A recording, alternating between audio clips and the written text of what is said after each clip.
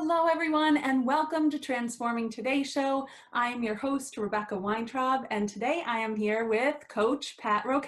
How are you, Pat? I'm awesome. How are you, Rebecca? Good. I'm so excited to have you here. How are you doing? Like in general, how is your life? How is everything Life going on with you? life is good. I am in my zone and having fun. That's awesome. And just so you guys know, we were just talking about, I asked Pat before the show, she splits her time in Myrtle Beach and in New Jersey. And I said, oh, what's your favorite thing about both places? And as she told me about Myrtle Beach, I almost died. Tell us just a little bit about it, what you do there.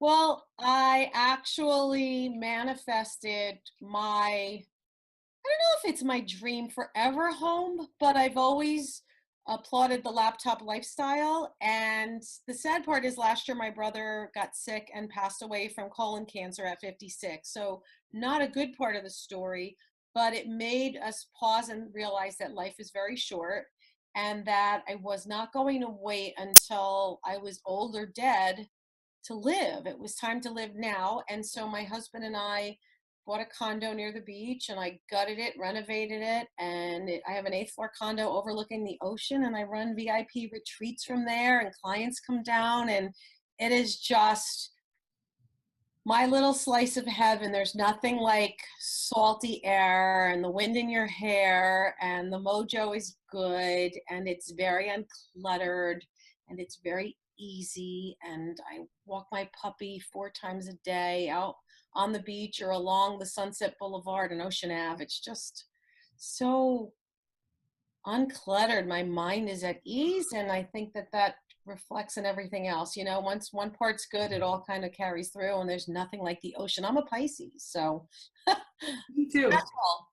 Are you? What's your birthday? March 16th. On March 4th.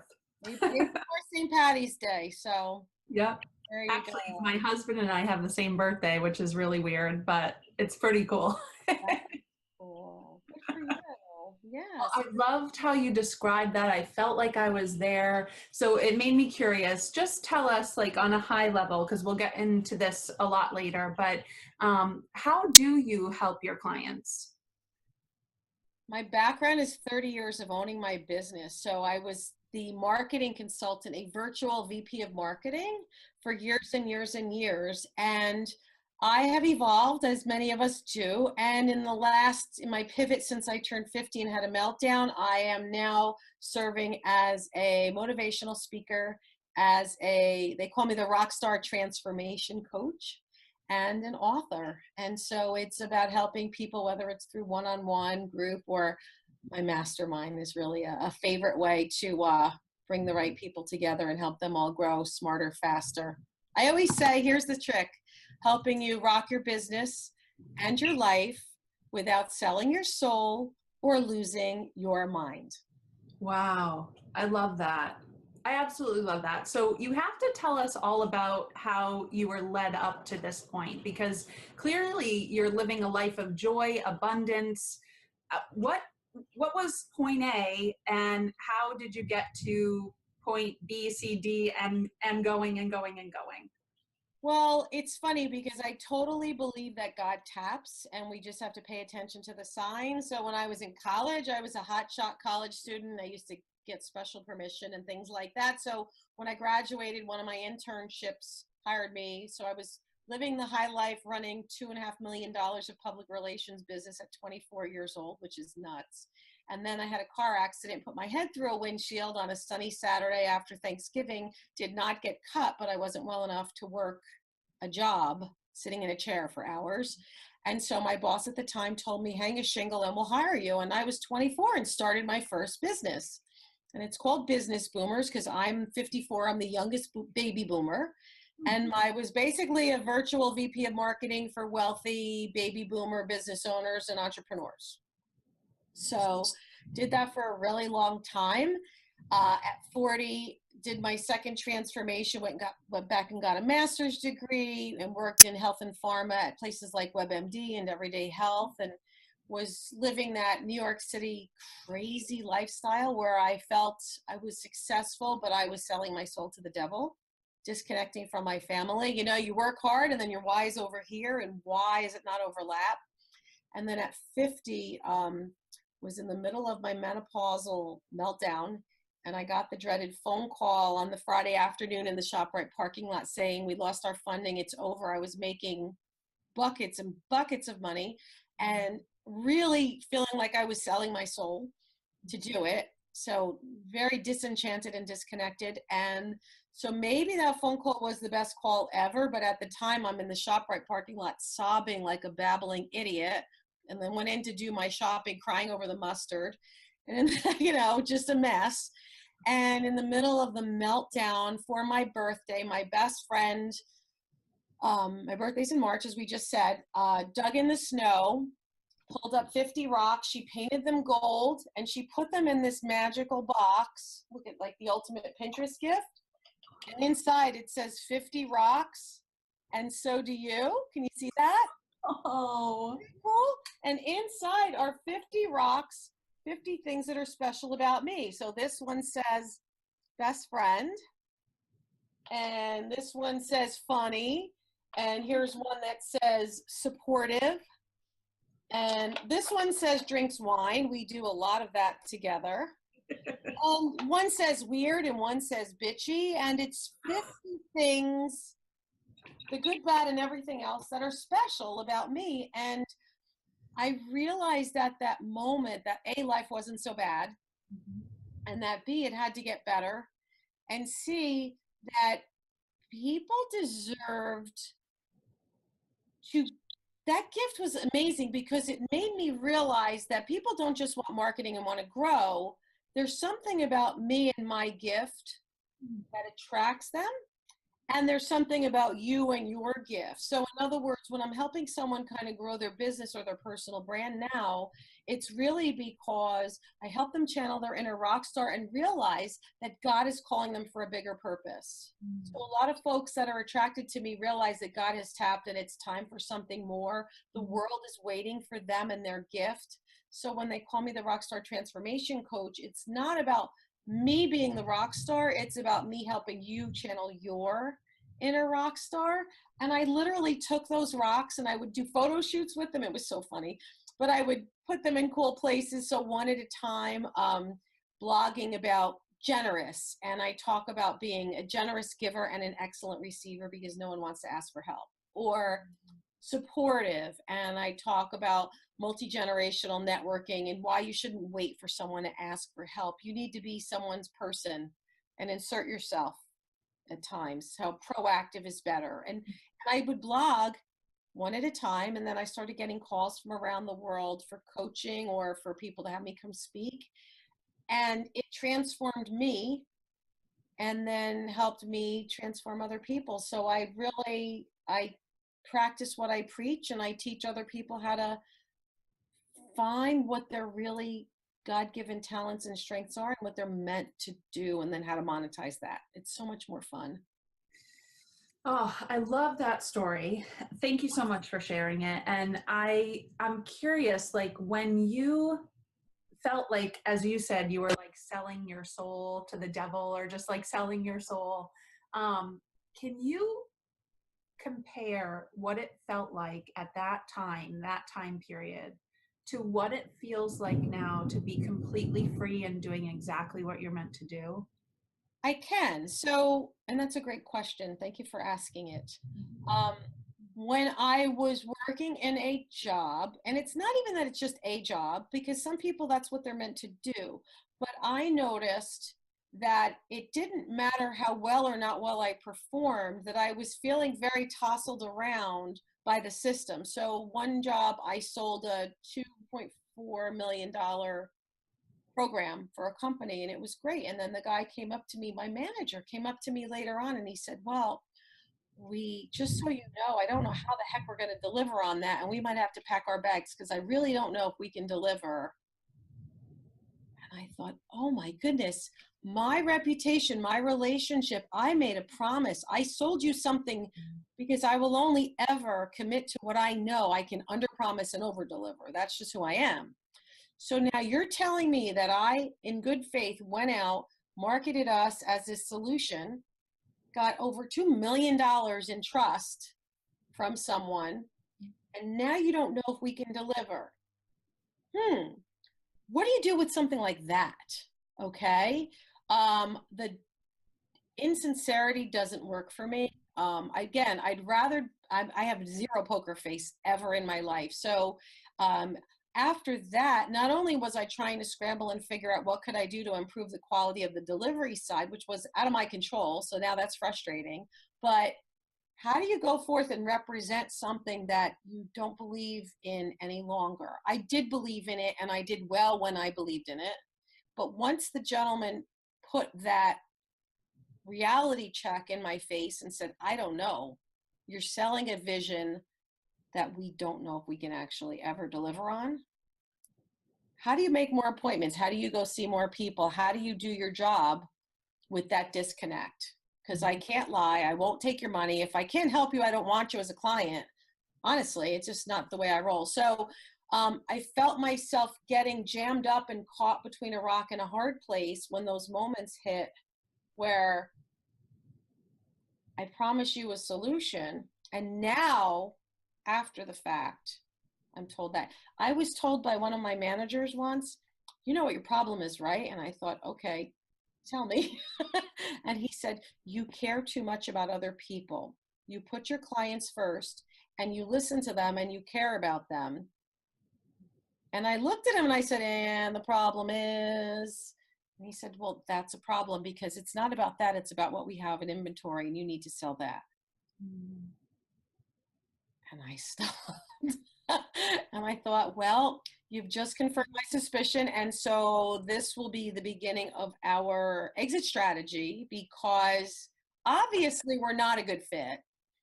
And there's a disconnect that will never be healed. So I thank you for confirming my fear. It's okay. And I know you think you insulted me, but my dad had passed away years before. And I said, I'm sure he's smiling down right now at me with the biggest grin ever because what may have felt like you were reprimanding or insulting me, I think is one of the biggest compliments you could have paid. So thank you for the clarity. I will move on. We'll make this seamless and wonderful, but it's this time. So that's two quick stories. This was happening over and over and over. And I'm thinking to myself, there's got to be a better way. So now I own my future and I only promise what again, that same value system's in place. So I promise what I can deliver. I promise the methodology to get you where you need to go. I hate when you get those people that are like, we're going to 10X and 600K and you can do, and they put all these numbers out there that are really full of crap because honestly, how can you promise, right? It's got to be authentic and genuine. And now I can control that dialogue. And so I can show up and be my best self and have my team deliver so that you know what you're getting yourself into. I'm going to lock arms and take you by the hand, but it's going to be us working together, working smarter, not harder, and helping you fast track your success. And you're going to fail. We want you to fail. Fail forward, fail faster. That's how you learn and get better. So it's a different, I've kept my value system in check, but now it's aligned and I can honor it all the way through. And I just fired a client last 2 weeks ago. Within 48 hours, he was gone because I just felt like he wanted a shortcut. He didn't want to do any of the work. He just wanted this magic fix. It's like, well, it doesn't come from that. So if I can't help you, truly help you, I'd rather just give you back your money and thank you for being a new friend and walk away as friends because it needs to be authentic and it needs to be sincere and we need to be aligned. If we're aligned, we'll get there. But I don't know. That's the difference. Mm. And you mentioned values a few times. You even mentioned a few specifically. And I'm wondering, if you had to list your top values, which are the ones that drive you? Well, I am attracted to go-givers, people who are faith-based, but it's not any one brand of faith. I'm not preachy over my religion specifically, but I think that people who know they're meant to change the world in a better way, to make an impact, that's important. people who are unselfish in their style. So collaboration is a big value for me. It's never about, I never wrote my books and built my tools for me. I always knew that they were meant for something bigger and more. So unselfishness, collaboration, spirituality in, following source, transparency. I don't expect things to be perfect. I just need to know where we stand as we go through, and I ensure that you know where you stand. I value the freedom to color outside the lines. I love working with people who are willing to think differently and approach things differently. I'd rather be in a situation where we've got tracks to run on as kind of guide rails, but we're not locked in. So boundaries used to feel like something that I was trapped inside of. And now for me, boundaries have become a tool that I set for how I choose to be treated and what I will and won't put up with. And so there's a whole liberation that comes from getting clear on boundaries and owning them as opposed to being a victim of them. And I actually partner, one of my mastermind colleagues who I've been working with for 3 years is coming out to New Jersey because we're going to talk about boundaries and empower people to own that mantra. And that feels really good. It doesn't have to be perfect. Not everything's going to work perfectly, but that process feels really good. And so that's the kind of people I attract and I have fun collaborating with. It's the spirit of we're going to get this and let's lock arms and have fun doing it. Thank you so much for offering that perspective with boundaries, because I think you're right. Like most people, like when I think of boundaries, it's mostly something protecting me or mostly something, drawing a line, as far as I'm over here, you're over there, or I will allow this and I won't allow that. And I like how you talked about that. And it started making me think of one of my top values, which is intimacy. I really like being like, I'd rather be like one-on-one like we are right now than some people ask me, why don't you do Facebook Live? And I'm like, I appreciate people who do that, but I don't want like pop-ups and people saying hi. Like I really value just like a quiet, like vulnerable, safe space to just really connect with someone. And so I'm wondering how intimacy plays into the kind of coaching that you do as it bumps up against your definition of boundaries. So intimacy is a super important part of it. And it's funny because I love Facebook Live and I do that all the time. So on the one hand, we're different, right? In that the noise of that is kind of the juice for me. It's kind of fun because it's a great place to gather people who've been watching from around the sideline. Almost every time I do a Facebook Live, I will have friends from kindergarten, elementary school, high school, college. My whole history comes back, and it happens not just once or twice. This happens regularly. So I keep an intimate relationship with folks for years and years. We'll be 80 and wrinkled and everything, and still laughing about the first time we did this. I warn people, you're stuck with me, so just be happy because you always know where you stand, and we definitely lock arms. But then when it comes to how to deliver the coaching, I very, very clearly and intentionally set up different ways of helping people so that through Facebook Live, I'm inspiring the masses, and people do come on and follow and quote me from things you don't even know they're always there, but they watch. Sometimes I don't even like or comment, but they reflect back and mimic things I've said, so I know they're there directly. Just launching this new club where I'm going to have something very like low-hanging fruit, under $100 a month, just to be able to have lots of people who can't afford the more intimate one-on-one or mastermind get involved and be able to ask questions and hear answers and collaborate, but on a larger scale. And then the one-on-one and even the mastermind. And a mastermind is your personal board of directors. That's as intimate as it gets because they get one-on-one coaching with me. And then twice a month, we go on Zoom just like this. It's a very small group. It's never more than 12 people. allowed in at a time, and you get a chance to be in the hot seat and share your win, a challenge, and what you want to focus on. And then everyone else is your personal board of directors. So we think out loud together to problem solve for you, and then for me, and for whoever else. And you get a turn being heard in a no judgment, sacred space. Everyone signs a confidentiality agreement. And we just had another new person this morning, as a matter of fact. And I said, this is not your shiny penny best foot forward. This is not that. This is where we peel back the onion. We are completely raw with each other. If you need to laugh, if you need to cry, if you need to think out loud, if you're having trouble, that's what this place is for. We will help you be smarter and stronger and more prepared when you do your external conversations. But the intimacy is absolutely critical, and that's why I personally interview every single person. I don't even mention it to everyone because I have a really strict criteria for who fits the mold. They need to fit in with the group, and good or bad, I don't know, but it's just the way I've chosen to do it. So very, very intimate one-on-one like this. And we use Zoom a lot, and I love this because you feel like we're together even though we're up and down the East Coast from each other. So the one-on-one, and then the Zoom through the mastermind. And we have a private group, and it's completely confidential. It's been such a blessing for a couple of years now, so I know that it works. And then a space that I've just kind of created for a wider audience to be able to still engage, but it's definitely not the one-on-one. So it's a lot less expensive. It's more communal in the learning, because don't forget, if you had a problem, somebody else probably has similar, we kind of go through those shared challenges.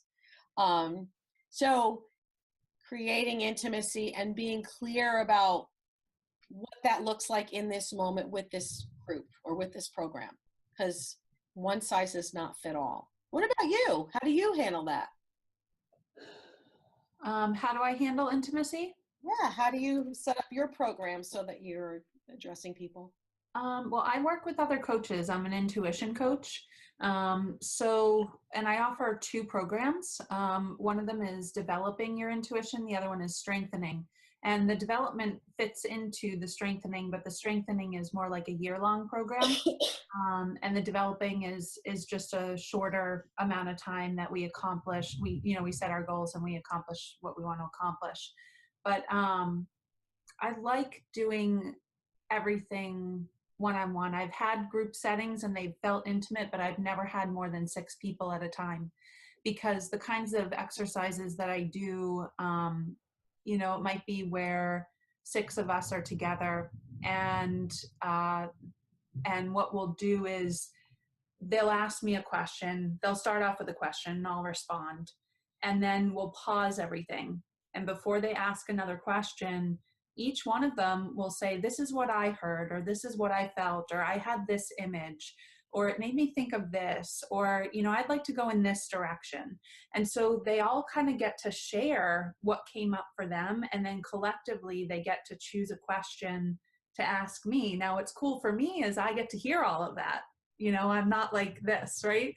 So I get to hear and I get to know them because of what they're sharing. So then when we do the one-on-ones, it's that much easier for me to work with them and kind of already understand where their intuitive capabilities are and how I can help them develop that and strengthen it. So, I never realized that intimacy was a huge value of mine until I was interviewing another coach, like this was months ago. And she said, yeah, one of my top values is intimacy. And I thought to myself, can that even be a value? I guess it can be. And I look back in my life and it's like, oh my God, all the relationships that I've had have always been based on these good friends of mine who live in a different state or a different area. And I may not talk to them frequently, but when I do talk to them, it's at least an hour-long conversation. And that's what holds the friendship, is because we pick up where we left off the last time, And so when that coach said that, it was like such a gift to me, because I didn't, sometimes it's like right in front of your face and you don't realize it. And I loved that she shared that, because that's true for me as well. So anyway, but then, it makes me think like, okay, in these intimate conversations, like you really are getting to know a lot of people. There are programs out there, like it sounds like you have your different tiers and you do it for a certain reason. There are certain coaches out there that just have sort of like, a machine teaching that person, or they recorded once and then people are watching the recording and sort of self-learning, right? And there's nothing good or bad about that. It is what it is. Some people like that, some people want something more intimate. But it makes me just think of like I just found out yesterday that one of my former clients is engaged now. And I think back to that, and we did so much, we worked together for over a year, and we did so much work to help her strengthen her intuition so that she really returned to who she was designed to be. Like she just glows, everything about her glows. Mhm. um, and that was making me think of you when you were talking about these different programs that you offer, the mastermind specifically. What were some of the transformations that you have witnessed coming out of the work you're doing with these people? Oh, it's really amazing. Now, the trick is that I chose intentionally not to have it be a mastermind just for coaches or just for strategic salespeople or just for whatever. Um, my one mastermind actually is in for folks who are definitely much more intuitive. It's kind of our woo-woo group. So I have a global mastermind that we meet weekly for the last 3 years, and that group is absolutely vibrating at a completely different level. That is its own space. If it's really funny, it's just an amazing energy level. Except I'm the hard one because I'm the 10 o'clock at night on Wednesday p.m. because we've got Bali, Indonesia, and we've got Arizona and Colorado and Vegas, and so we're such an eclectic time zone group that I get the weird spot at 10 p.m. But other than that, but that group is vibrating at an incredible, crazy level. And people, my one friend manifested someone to give her a $15,000 a month rental space for her facility for free, like no rent, like just she's funded, it's there, like craziness, so she can serve. She had had an accident and now she's completely not only healed but running. She wasn't even supposed to walk without a limp, and now she's running, and now she has this system and this facility. It's just craziness. So blessings are abounding everywhere.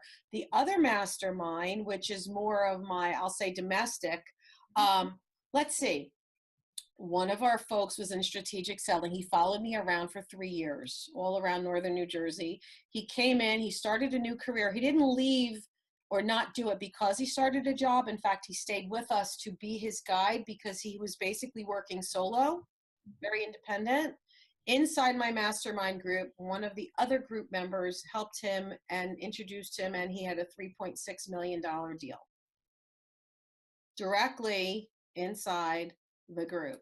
And the funny part is, when he started, one of our other group friends said he went from being Eeyore in Winnie the Pooh to Tigger. He used to be like, hi, like his shoulders were humped and his voice was low and his head was typically down and he spoke with a different cadence. And we gave him his confidence and his swagger, and he actually sits up like this and he speaks with a smile and he's animated, and he manifested this sale, and he paid for his daughter's wedding in cash, and he took his wife on a trip, this magnificent trip. They hadn't been away, and just his whole life changed. Another person recently, I've had about 6 different people over the last few months that have all gotten dream jobs, like really crazy how it's just fallen in place. One of the folks had a job. She is, branded her the one-handed lady golfer. She was working for the March of Dimes. She has one hand. She was a poster child for March of Dimes as a little girl. And she came to me one day. We met through LinkedIn. We both love golf. We were volunteering at the same event, and we met in person. And we met at a diner after that. And she said to me, I know God wants me to do more, and I don't know what I'm supposed to do with it, but I know there's something more. lo and behold, she ended up losing her job. They downsized the charity. So now she's got a burning mission in her heart, doesn't know what to do with it, and no job. We helped her create, we literally registered her adaptive golfers with an S.org on GoDaddy while we're at the diner and helped her set it up. Now, this is a year and a half ago. She created a special section at the PGA show, was on the stage. There's 40,000 people there. She just got named this week by the LPGA as one of the top disruptors in the world in the golf industry. In the world. This thing is only a year old, a year and a half old. Like, in the world. And she's not a golfer. I mean, she's not a pro. She's an amateur like I am, just a regular person who took on a mission to help people get out of bed and out of their head and stop thinking about themselves as disabled or handicapped. So again, those people are both very different examples of success, but the mix is amazing. And it's about go-givers who know that there's God's tapping and they're meant to do more and serve more. And we help them figure out what their heartfelt mission is and what success is on their terms, and then work there. So we're watching miracles happen all the time. So it's fun. So how are you taking all of that energy in, and how are you, I guess, how are you observing it, experiencing it, and then recycling it into like your mission and your purpose and what you want to contribute? Well, I've always been good at marketing and building systems. So I started to honor my own gifts. So I created a program with 7 modules. Rock Your Focus. Everything's rock, right? Rock on Success is my brand. Wait. See, these are the rocks. Rock on Success. And here's Rock Your Golf. Because what happened is I realized this all came from solving for myself. Selfish. So it started with me. When I was in overwhelm with my meltdown and had lost my job, my brains were spinning. I couldn't figure out what 5 years was going to look like. That was impossible. So I learned that I could handle 90 days at a time. Let's think about what a year from now should be, and then 90 days, and chunk time and work backwards. Reverse engineer, start with the end in mind. So I created a system for myself, and then I ended up writing the book to have a place to store it. I realized meditation and gratitude were important. I put it in there. I thought about all the things I needed, like focusing with a daily ritual, about stretching, about meditation, about having just 2 priorities a day, not 10, not 20. So I built this all for me first. The modules: Rock Your Focus, Rock Your Action Plan, Rock Your Environment, which is getting rid of toxic people or toxic things around you. Rock Your Marketing, which is helping you obviously fish where the fish are. Rock Your Sales, which is about building your personal brand, learning how to be a better storyteller, the art of the introduction, being a better networker. How do you explain yourself? Like working on your me tools, the actual things we need to do. Rocking Your Confidence. And then finally, your money mindset, asking for your worth. So I just documented. So it's funny because you're asking, how did I take their thing and apply it to me? Well, it's actually the opposite. I had to solve these things for myself, and I paid attention and realized, hey, this is pretty good. There is actually a method to how I do things. And so I started putting the method together and bound them in a book. The book started literally because I thought when I do my workshops, it's a lot nicer to hand out a book than hand out sheets of paper. Isn't that a silly, simple goal? It wasn't a real grandiose, crazy goal. Everything I've done was from the inside out, basic, and then realized, hey, I didn't know other people don't do these things. So I solved for me and then decided I would share it. And that's kind of how it all came about. It was figuring out what I needed, and then realizing, hey, this was a pretty good system, and it would have taken me 10 years to do this, and I did it in a year. So how did I do that? Well, because I got buckled down and built a system and figured out what was important. And here's the secret too. Honoring 5 facets of a brilliant life. Remember I talked about selling your soul and losing your mind? I realized that I wanted to make sure I had time for family, for fun, for fitness, for better finances, and a fabulous career. That the selling your soul part came because I was making buckets of money, but my family, I hardly saw them. And then I started getting migraines. I was so nauseous every time had to get on a bus and a train and a plane and commute in and out of Long Island from New Jersey. I mean, it was nuts, the things I was doing. So I was beating myself up physically, not well. What's it all for? So I just figured out a seesaw. You ever, if you have children, ever on a playground when you were a child, right? A teeter-totter or a seesaw, how often is it actually level? For like a split second, right? Most of the time it's moving up or down. So I got really clear on the fact that having a system to help you figure out what's important and how to fit it in was kind of key. So that's what I did. And then I shared it outward. So rather than work it back into me, it started with me and I shared it. Okay, so let's talk about energy for a second, because when you get to a point in your life where you're really doing what you want to be doing, when you have, you know, the universe, God, source, that outer power flowing through you, you're able to tap in, leverage that power where you need it, have it be with you all day, even if it's more towards the back burner because you're focusing on something else, but it's that power is just always with you.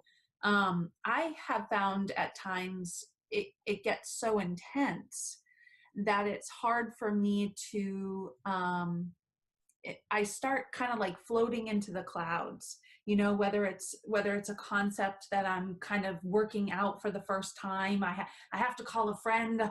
What do you think of this concept? What do you think, you know, and I'm all kind of like crazy about it. Like I'm aware that that energy gets really high sometimes. And I don't want to assume, but I'm thinking that if you have structured your life now where that flow is capable at any moment in your life that you choose it to be there, I'm wondering if your energy ever gets that high as well, and if it does, how do you manage it when you feel it creeping up there or when it's sitting there? I absolutely am one of those. I'm an empath, I guess is one of the things you're saying, right? So I absorb other people's energy, which is why as I'm figuring out if we're a good fit to work together, I'm a top recommended coach on LinkedIn. I don't know if I didn't mention it, but LinkedIn sends me 1 to 2 dozen people probably every day. And one day, a couple weeks ago, they sent me 60 coaching client prospects. 60. It's nuts. Really works well. But as there's this abundance of leads, one of the things that I pay close attention to is we get people onto a call with me. I typically don't do a ton of just driving people to a website and go buy, like you mentioned before. Maybe I should do more of that. But right now, it's a lot of coming through me and I gauge it. Because if someone's energy, like I'm a maximizer. My 5 strengths from Gallup, right? I'm strategic. I am an activator. I get things done. I'm a maximizer. I don't want to beg you to know you're awesome. You need to know you're awesome. We just want to dial it up for you. Individualization, which means not just what I think or throw the kitchen sink at you, but what you need, and positivity. My glass is not only half full, I'm grateful for the glass. With all of that, I work with people whose energy fits, right? It's important to me because if you're down here and I'm up there, we're never going to see eye to eye. It just doesn't work. But the other thing is I rescued a puppy. So I have this little 11-pound, I used to have a black lab for 16 years. So I went from this big black dog to this little teeny tiny rescue puppy. And so part of my energy is literally walking my puppy. I have to take her out, and I have a big yard in New Jersey, but she likes to go for walks. So I get up and go out and walk, or I do walking, talking meetings with people. And I have this, I'll tell you what it's called. Best headset ever. Blue Parrot B250. This headset is noise blocking. So I can put this on and walk and talk. So for those moments when I can, I often will do that. If I'm not with you live and walking and talking, I can do a virtual talk if it's an appropriate kind of conversation. So I pay attention to that. And you asked me before about why the beach is so good for me. It's because that place keeps me more grounded. I feel less inhibited. I just go out, I go take a walk to the beach. I mean, nothing's better than that. Or I sit out on my balcony and just watch the wind blow through my hair. And it gets me back to a place where I can handle what's on my plate. I definitely swing high and low with the energy, especially when you do a lot of coaching on a given day or a lot of phone calls. Sometimes you're just like exhausted. But I also gave myself permission to take a nap. I never did that for years and years. And now if I need to, I'll go sit out in my backyard. I'm like my puppy. I find the little patch of sun, right? And I'll put on a motivational tape or listen to Gary Vaynerchuk Crush It or something and let myself just be with me for a little bit. And then come back and deal with what else has to happen. Yeah, oftentimes I find like when I sense my energy is too high, I'll what feels right to me is just lying down on the ground. And then for me, intuition is 4 dimensions. A lot of people think intuition is just kind of that gut feeling that you get like in the bottom of your stomach, you know, in your gut. So for me, it's 4 dimensions. It's mental, emotional, physical, and spiritual. And so I'll lie down on the ground and I will just talk to God and I'll just ask him to like restore. If my mind is spinning, I'll just ask him, I'll close my eyes and I'll put my hands on my head and I just talk to him, asking him to restore my mind. And I'll, if my heart is kind of off balance, I'll do the same with my heart and then my gut.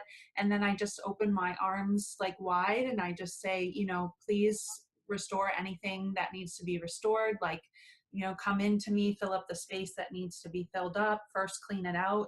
And I'll just ask for balance because balance is one of my top values. I've always been striving for balance in my life.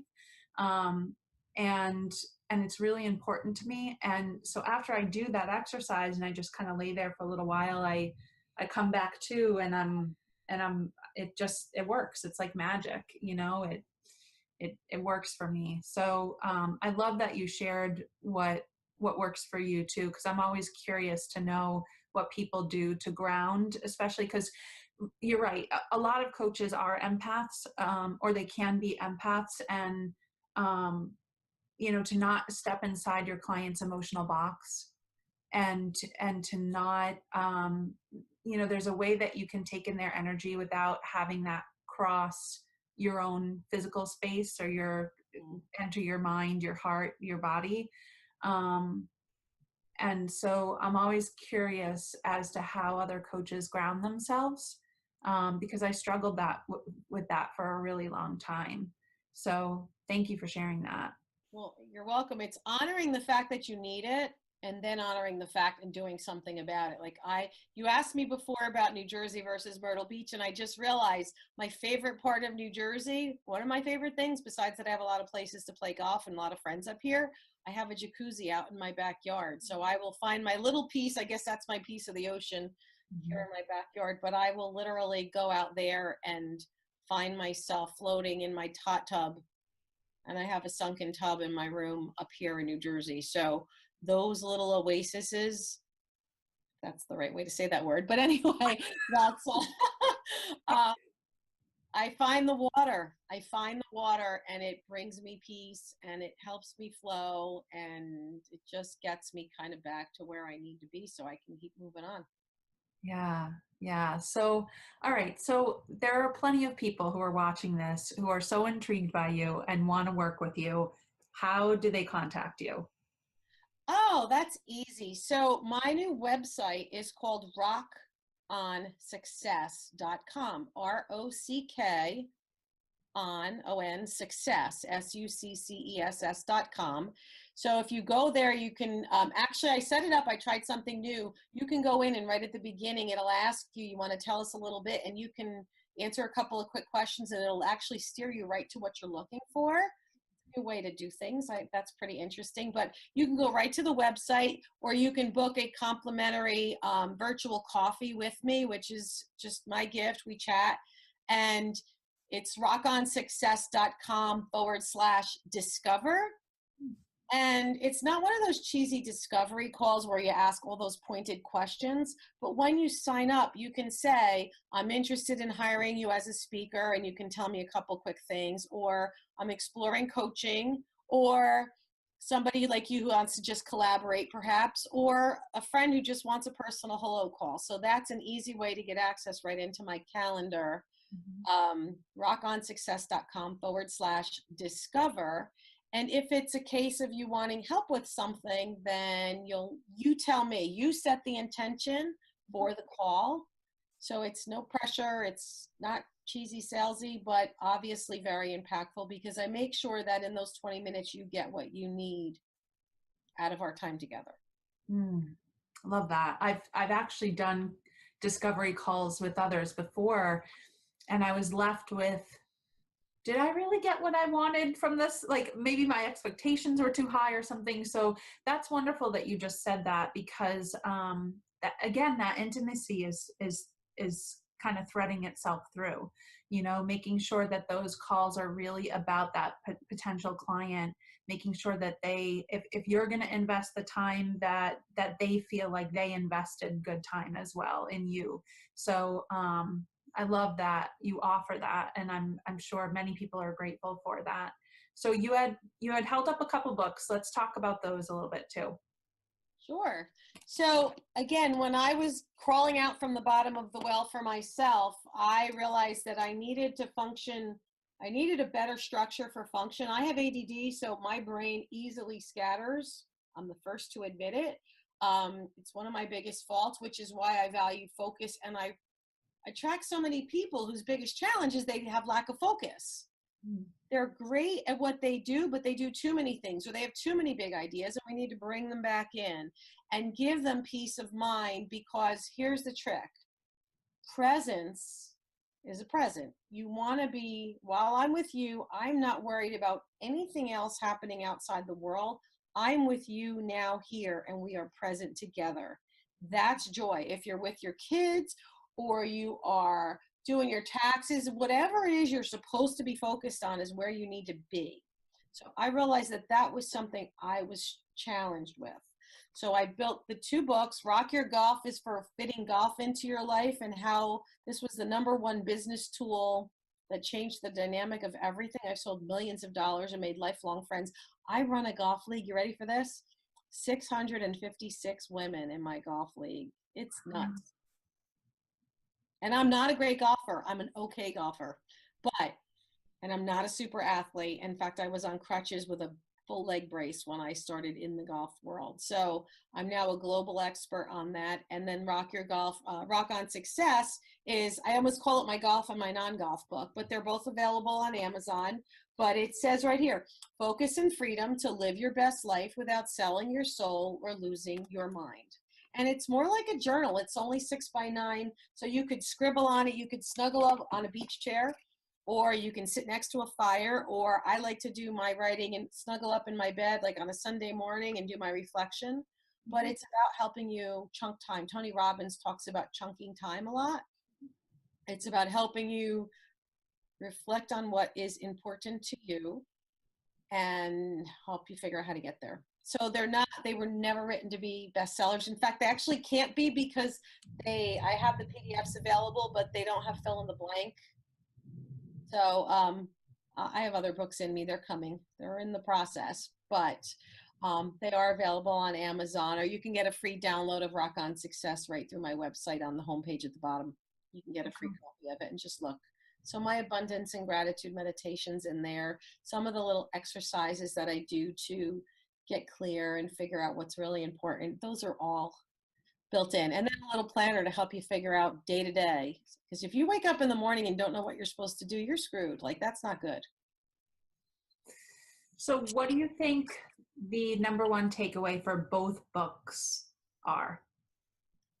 Focus brings you freedom, for sure. The better you are at getting it all zoned in, I'm all about helping you figure out your strength and your zone of genius. Find your sweet spot. Focus on something you need. Here's an example. You're in your house, you're going to get in your car, and you're going to go. Where are you going to go? What do you put in the GPS? Don't you have to put an endpoint into your GPS? Otherwise, what do? Drive in circles. So again, for somebody like me with ADD, it was the hardest lesson, and it continues to be, because focus brings you freedom. If you can be present and decide what's important and how you're going to make that happen, you then give yourself the abundance of not just prosperity from a monetary thing. Sure, you're going to do that, but you're going to have more satisfaction. You're going to do better. You're going to work in your sweet spot. You're going to delegate to other people so you can collaborate with other people who are good at other things that complement, and get out of your own way. In other words, stop trying to be all things. The number one gift, I do a program called Rock Your Strength, and it ties in strength assessment, which is why you rock, right? Your strengths are why you rock. The number one aha, and everybody looks at me and they scratch their head and they go, wow, is that you're not supposed to be great at everything, but your collective team should be.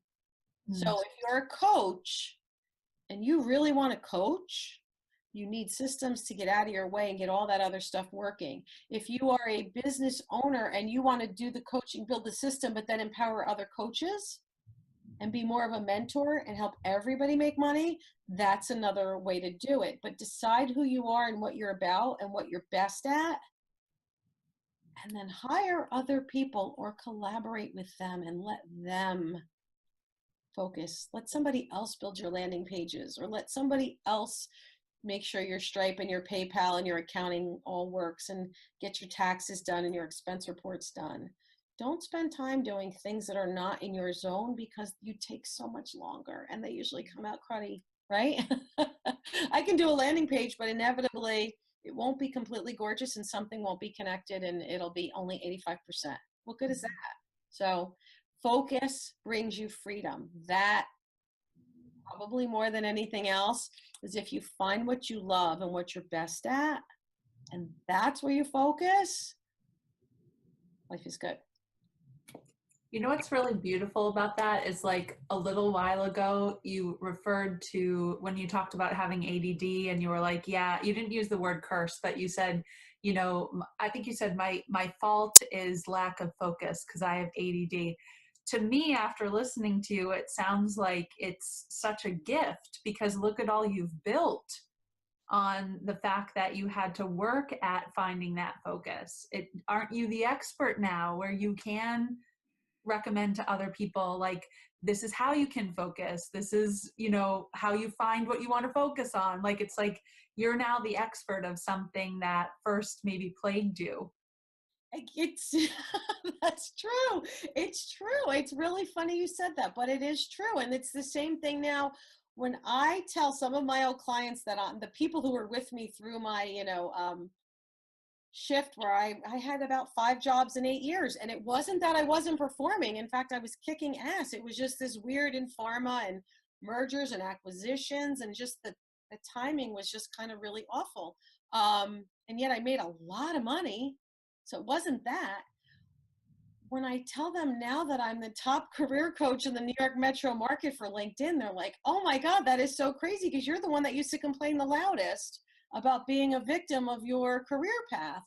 I said, I know, but if I didn't go through all those bumps in the road, when somebody tells me, oh, I don't know how to tell my story because it's not this perfect linear corporate ladder, and I go, oh, I get that, but this is how we're going to do it. That's why you build a personal brand, because that linear corporate ladder thing doesn't really matter.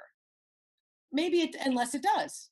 But for the people I attract, it doesn't. It's about who are you and why do you shine?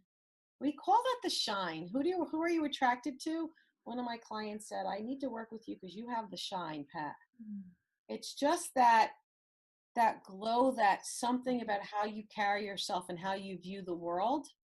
And so we attract that. And because of the hardships, like you said, the lack of focus, and it's funny because my son has the same thing. It's not an uncommon problem, but yes, I guess you're right.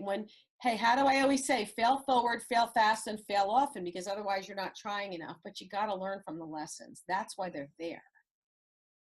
Those mishaps and missteps and crazy things that pop up that we weren't expecting, God's tapping. That's what I think. So we have to learn from them. So thank you for saying that. You helped me kind of reframe something that, again, I tell everybody else, don't apologize. for what you lack or who you are. But if not for all the challenges, I might not. In fact, I talked to someone today who's hearing impaired. I have a prospect, and the gentleman's completely deaf, completely hearing impaired from birth. And I realized, I said, my mom is half deaf. So I grew up with someone very hearing impaired my whole life. And my daughter is now going for a doctorate in audiology to help people with hearing impairments. So, and he works in health and pharma. And I said to him, I know you randomly are trying to find someone you need help, but isn't it odd that I've got those very strange, I don't know if they're not even really overlapping, but those two very important things that are important to him happen to be two places that I'm very comfortable with. So maybe that's why, right? I don't know how else to explain it, but he kept saying, oh, thank you so much. This was so great. I never thought I'd find someone who could understand me. Well, it happens that way. And, I work with intuition like every day. And what I've found is that you can be clairaudient, clairsentient, clairvoyant in your coaching sessions with people. So you're seeing beyond what's there, you're hearing and you're feeling beyond what's there. And communication is not just the words that we say. That's why I love working on Zoom, because there are times where I might ask a question and the client just might like pause, and I watch them take it in, and I watch their brains rewiring, and I watch like a transformation happen right before my eyes, just giving them the space to like process that question. And if I wasn't able to tap into those clairs, I wouldn't be able to really experience and witness, which is such a gift, that transformation happening right before my eyes. Mm-hmm. So it sounds like with this person, if you're definitely tapped into the flow, Pat, that's why that shine is there. That's why everything is aligning. That's why you have a life of abundance. Like, you've found a way to clear yourself out so that flow is just flowing right through you. Your intuition is strong. So of course you're going to attract things that, fit right into this life that you've built for yourself. So when you work with him, it's not just about, maybe watching his mouth as he tries to form words and communicate. It's about this 360 view of just experiencing him and taking all of who he is in, using your empathy, using that intuition. And so aren't you blessed to be able to be that person to help him? Because there probably aren't too many people that could do that for him. Mm-hmm. So what a blessing for both of you. It's so funny, as we're sitting here, literally all of a sudden, the video camera of the future runs in the front of your head. I don't know how to explain it other than that. That's clairvoyance. Yeah. Right? I feel like you've seen the movie camera sitting right there. And I just thought to myself, not only can or could he be in sales, but he would be a phenomenal diversity and inclusion consultant to the pharma industry to teach people in his industry how to better acknowledge and communicate in that kind of circumstance with a different level of understanding and tapping into different levels of communication, because it's so much more than the typical sales tools and the typical ways most people are able to share. He's certainly not the first and will certainly not be the last. So maybe that's really supposed to be his gift. Even, he thought his gift was here and he thought it was a problem, but now maybe his real gift to the world is going to be taking both of those, merging them together and making it an even bigger message to impact more people. I have to message him when we get off this. I mean, usually our biggest struggles are our biggest gifts. And if we can get ourselves to a position where we can share that gift with others, isn't that the ultimate? Oh, yeah. Cool. Absolutely. This is fun. Good. Well, I'm so glad you were here with me, Pat. Thank you so much for sharing this time. I totally enjoyed myself. I hope you did too. Absolutely. Okay, awesome. And so let's thank our viewers for being here. And I hope you guys got a lot out of this. Like, as I was saying earlier, like, I really value intimacy, and I felt so connected to you, Pat. This is really the first time we're connecting. And, you know, for those of you who are coaches watching right now, it just is as simple as watching this show and saying, hey, I'd like to be on. And that's how Pat and I connected today. So, you know, thanks for being here. We learned a lot. You know, we learned a lot about creating the life that we want, about, you know, positivity. I loved when you said, you know, not just the glass isn't just half full. It's like we're grateful for the glass. Like, I had never heard that before. So I'll take that today as my takeaway, something to think about. But I hope you guys had fun, and I want to thank you all for being here. So with that, that's it for us. Have a great day. Bye. Thank you.